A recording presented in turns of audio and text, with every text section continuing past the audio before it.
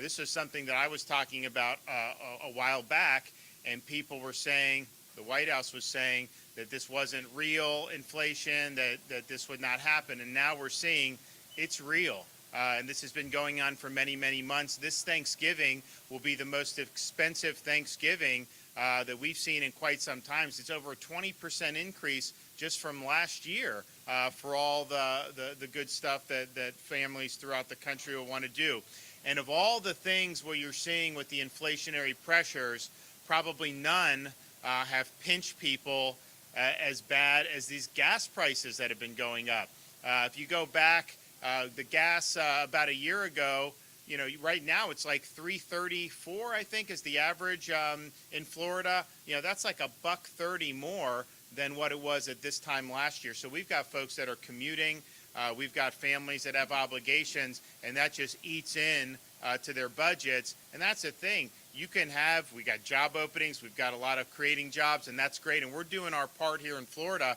But if the national economy has this inflation, even people that are earning more in income, if the inflation is outstripping what your additional earnings, then you're actually losing ground. And so why they would want to be printing trillions of dollars more in the midst of inflation, you have to tell me how that makes sense. That's not going to cure inflation. It's actually going to make it worse. And so we have an obligation to do what we can in Florida to push back against those inflationary pressures that we're seeing come down out of Washington. And so I'm happy that we're going to have a big, robust agenda in January for the legislative session. But one of the things we're going to be fighting very hard for is we want to see over $1 billion of gas tax relief for Florida motorists and families. And that will be something that will make a difference.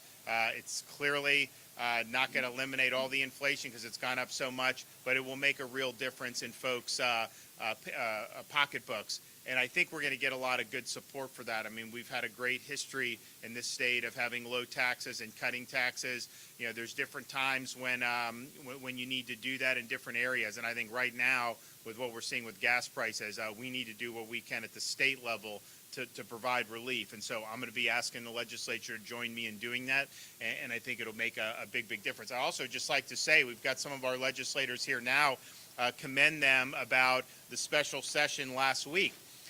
We said very clearly that we want Floridians to be able to work and provide for their family. I don't want to see anyone get thrown out of a job based on getting a shot or not getting a shot. And so what we've seen since then is, we've seen all these, a lot of the policies have actually been suspended. People are not now in danger of losing their jobs. But you actually had some companies hiring people back who had been terminated under these policies.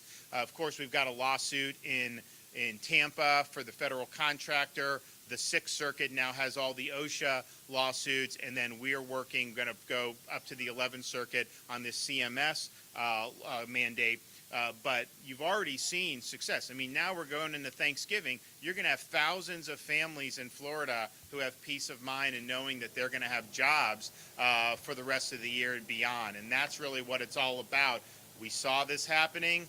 We didn't want to see people get cast aside. We came in, we made our voice heard, and now you're seeing really, really positive results. So I want to thank everyone for doing that.